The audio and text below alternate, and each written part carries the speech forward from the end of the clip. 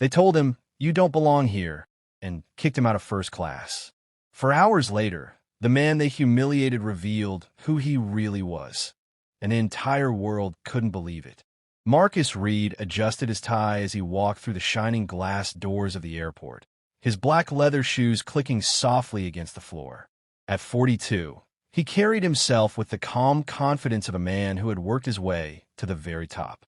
He wasn't just any traveler. He was the CEO of one of the fastest-growing tech companies in the world, flying to New York to receive an international award for leadership. Yet to anyone passing by, he looked like just another businessman with a suitcase in hand. After a quick check-in, Marcus headed straight to the boarding gate, where his ticket read First Class, Seat 2A. He stepped into the plane, offering a polite smile to the flight attendants before settling into the wide leather seat. He placed his briefcase carefully beneath the chair, already thinking about the speech he would deliver tomorrow. But almost immediately, he noticed the glances. Passengers in first class exchanged looks, whispering softly, their expressions a mix of surprise and doubt. A flight attendant approached him, her smile polite but strained. "Sir, are you sure this is your seat? This is first class." Marcus kept his composure, handing her his ticket without a word. She studied it, her frown deepening slightly as though something about it didn't add up. From across the aisle, a man muttered under his breath, "Some people just don't know their place." Marcus heard it clearly, every word slicing at his pride, but he didn't react. He had faced moments like this before, moments when judgment arrived before truth.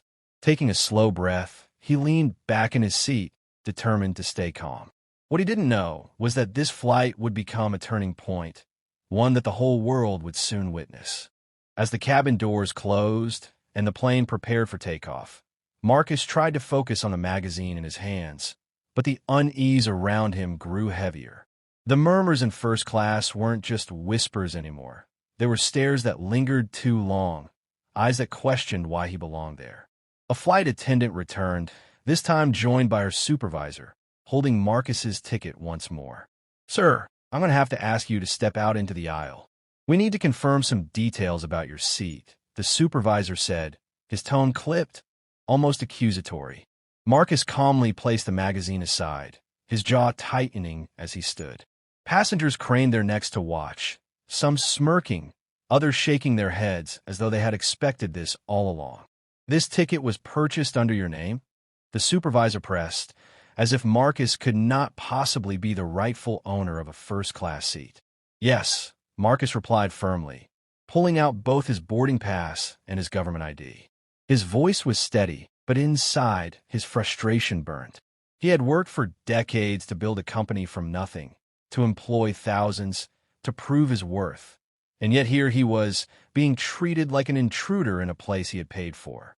The supervisor looked unconvinced, turning to whisper with the attendant as the murmurs in the cabin grew louder. Someone scoffed, "First class isn't for everyone." Marcus felt every word, but he didn't let it show on his face. Instead, he looked directly at the supervisor and said, "You're making a mistake, but I'll let you decide how big of one." The supervisor froze, unsettled by Marcus's quiet confidence, unaware that this moment was about to ignite a storm far bigger than the cabin they stood in. The tension in the cabin reached its breaking point when the supervisor finally said, "Sir, I'm afraid you'll have to move to economy until we can verify this matter." A stunned silence fell, followed quickly by murmurs of approval from a few passengers who seemed almost pleased with the decision.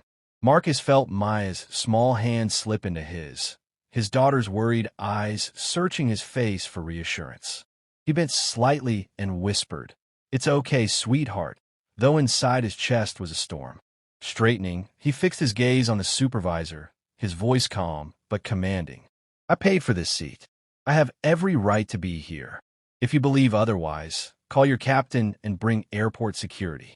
But I will not move simply because my presence makes others uncomfortable." Gasps rippled through the cabin at his words. The supervisor hesitated, caught between his own prejudice and Marcus's undeniable authority. A man seated across the aisle muttered, "He's just making a scene," while another woman pulled out her phone, recording the entire exchange. Marcus remained unshaken, his posture steady, his hands still protecting his daughters. "You are teaching my child," he said, his voice lowering but firm enough to silence the room, "that her father can be humiliated for no reason other than the color of his skin. Is that the lesson you want her to remember?" The weight of his words pressed into every corner of the cabin. Passengers shifted uncomfortably, some now ashamed, others defensive. The supervisor's confidence faltered, his face paling as he realized the situation was spiraling out of his control. And in that charged silence, Marcus knew he had turned the confrontation into something much bigger than just a seat on a plane. It had become a stand against the quiet injustice that too many pretended not to see. The supervisor, visibly unsettled, excused himself to consult with the captain, but by then, the damage was done. The cabin had shifted. A passenger too rose back, a young woman in a business suit, finally spoke up, her voice ringing clear. "I saw his boarding pass. He's in the right seat." Heads turned toward her, some with surprise, others with irritation at her courage.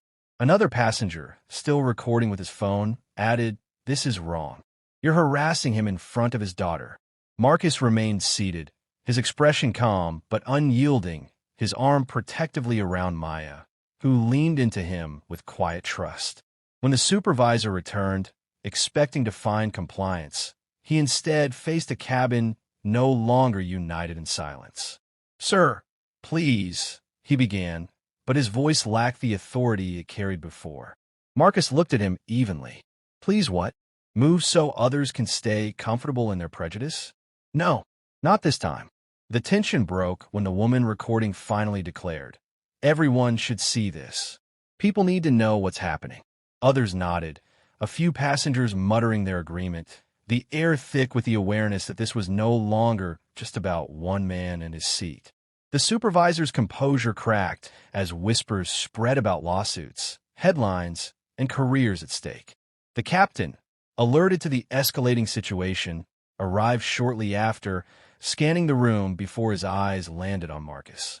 "What's the problem here?" he asked firmly. The supervisor stammered through a flimsy explanation, but the captain's face hardened. "He's in the correct seat. This ends now." The cabin fell silent again, but this time the silence carried a different weight. Not judgment, but realization. Marcus had refused to bend, and in doing so, had forced the truth to rise above the lies.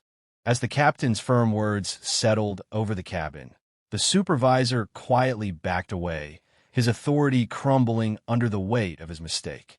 Marcus exhaled slowly, not in triumph, but in relief for his daughter, who had been forced to witness prejudice so raw it had nearly stolen her sense of safety. Maya looked up at him, whispering, "Daddy, are we okay now?" Marcus kissed her forehead softly and answered, "Yes, baby, we're more than okay." The rest of the flight passed in uneasy silence, but when the plane landed, the world outside was already waiting. The video taken by passengers had gone viral midair, spreading across social media, with millions of views before Marcus even stepped off the plane. Headlines blared.